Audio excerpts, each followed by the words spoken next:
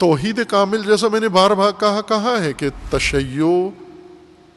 پوری کائنات کا، تاریخ بشریت کا اور اس وقت موجود روئے زمین پر توحیدی ترین مکتب تشیع ہے۔ ایک طالب علمانہ حیثیت سے میں عرض کر رہا ہوں، ایک دین کے ادنا طالب علم کی حیثیت سے، تشیع سے زیادہ عالی توحید کا تصور کہیں بھی نہیں ہے، کہیں بھی نہیں ہے۔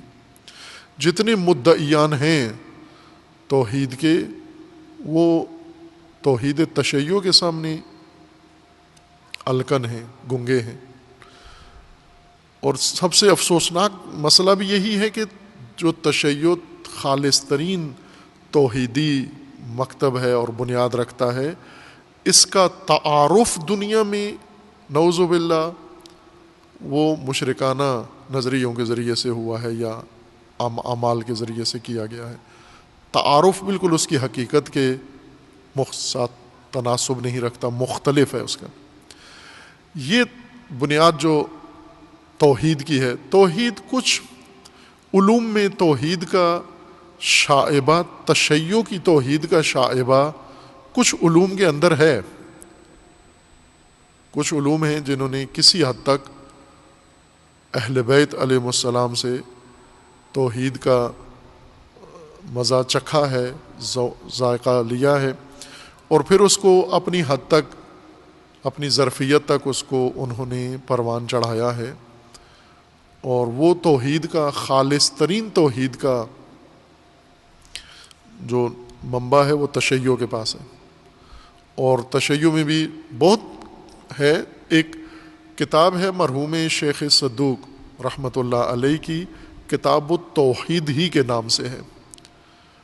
جس میں فقط ایک ہی موضوع پر احادیث اور روایات انہوں نے اکٹھی کی ہیں،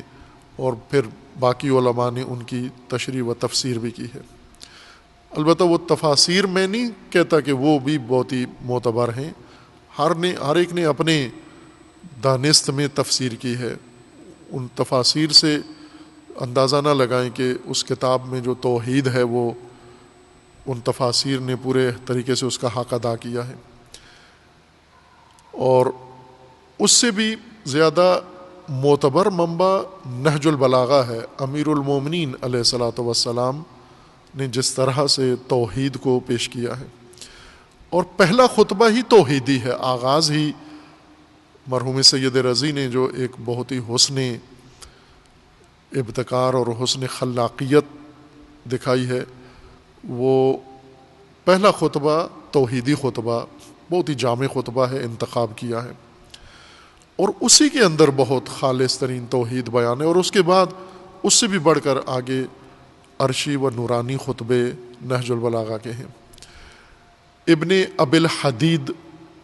جو شارحین نہج البلاغہ میں سب پر سبقت رکھتے ہیں، اہل سنت کے عالم ہیں، ابن ابی الحدید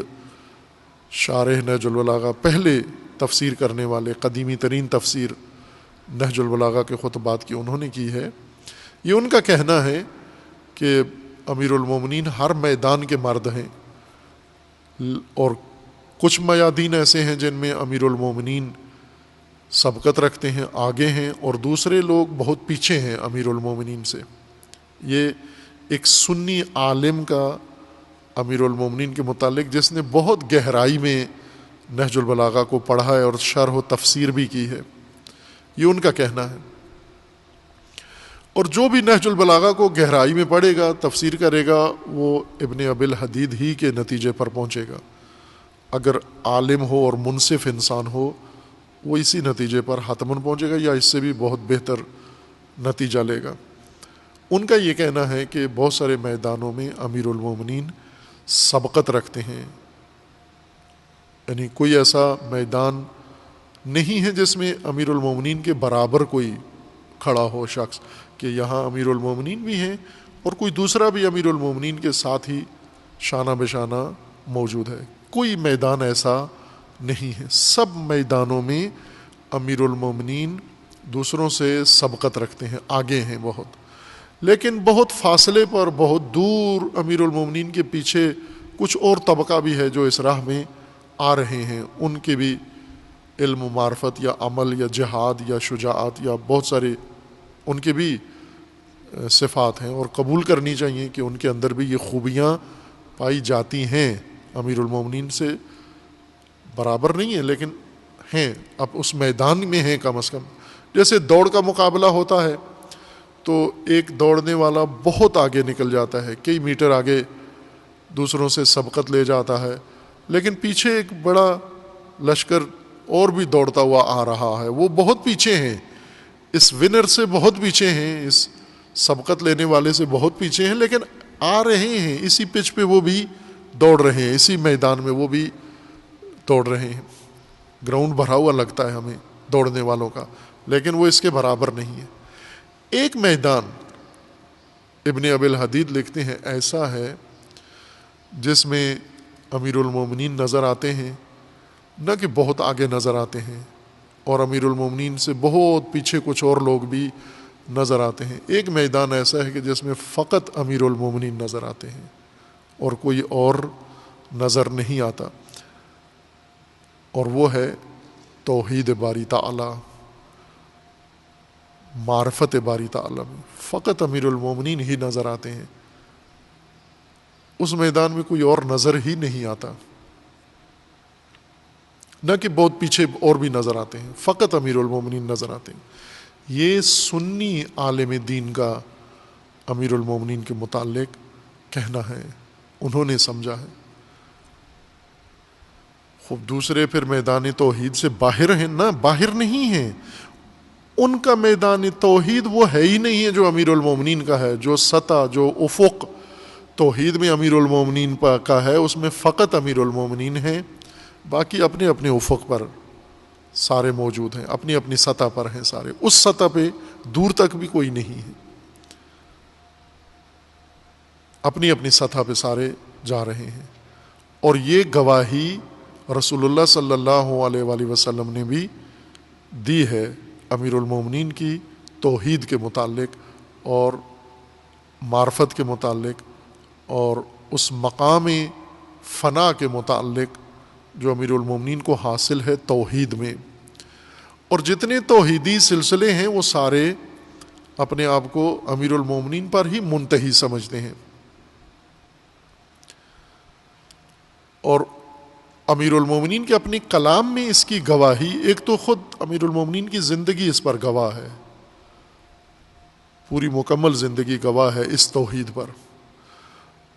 اس رسوخ پر، اور دوسری گواہی امیر المومنین کے کلام اور خطبات میں ہے،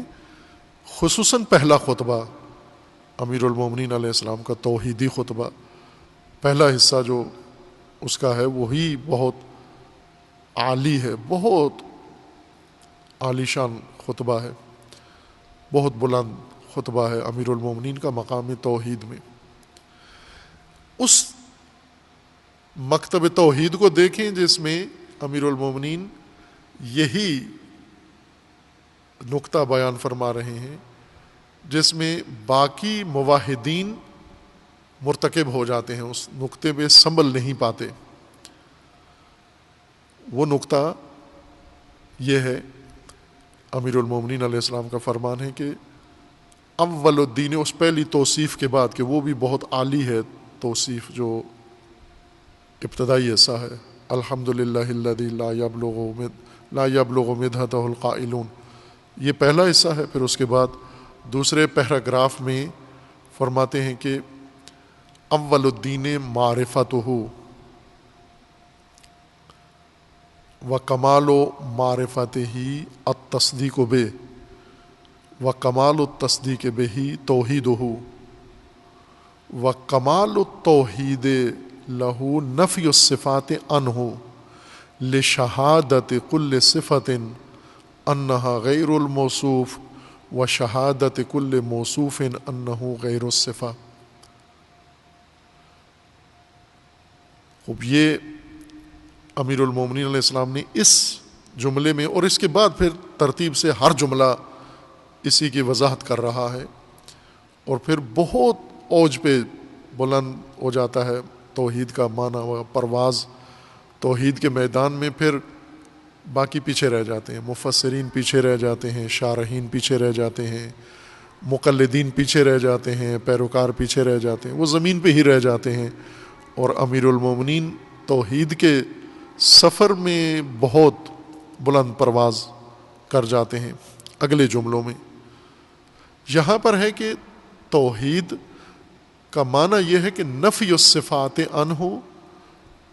باری تعالیٰ سے صفات کی نفی کرنا، یہ کمال توحید ہے۔ کیوں کمال توحید ہے؟ چونکہ صفت و موصوف دوئیت اور اثنینیت کی طرف اشارہ کرتے ہیں، غیریت ہے، صفت غیر الموصوف ہے، وہ موصوف غیر الصفہ ہے۔ اور پھر اس کے بعد آگے فرماتے ہیں کہ جس نے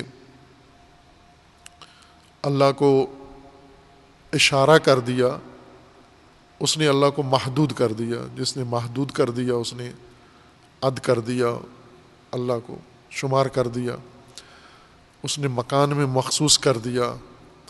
اور اسی طرح پھر آگے بہت عروج شروع ہو جاتا ہے، اور اس کا جو کمال عروج ہے وہ یہاں پر آ جاتا ہے اس توحید کا